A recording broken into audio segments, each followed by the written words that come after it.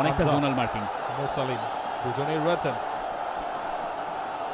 সেটা হামজা নিয়েছেন এবং হামজার গোল, যেই গোলের অপেক্ষায় ছিল এই ন্যাশনাল স্টেডিয়াম। চৌধুরী সাহেব গোল করলেন, বাংলাদেশের লিড, যে লিডের অপেক্ষায় সবাই। মাস্টার ক্লাস, সেনসেশনাল, ব্রিলিয়ান্ট, এই স্বপ্নই দেখেছে বাংলাদেশ। হামজার হুঙ্কার জাতীয় স্টেডিয়ামে ম্যাচের 13তম মিনিটে অবিশ্বাস্য এক ফ্রিকিক থেকে ওই অ্যাঙ্গেল থেকে এগিয়ে গেল Bangladesh. This is class. Hamza Chowdhury যেটা দেখিয়েছেন,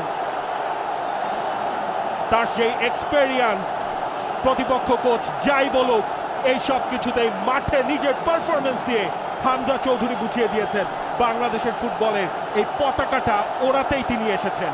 হামজা বলছিলেন তিনি লিওনেল মেসি নন, কিন্তু এই ধরনের গোল করলে তিনি কেনই বা হবেন না। হামজা জানেন এখনো মাটিতে পা রাখতে হবে। হামজার চোখ ছিল বলে হামজা সেই কাজই করেছেন এবং গোলকিপার পেইসে বিটেন।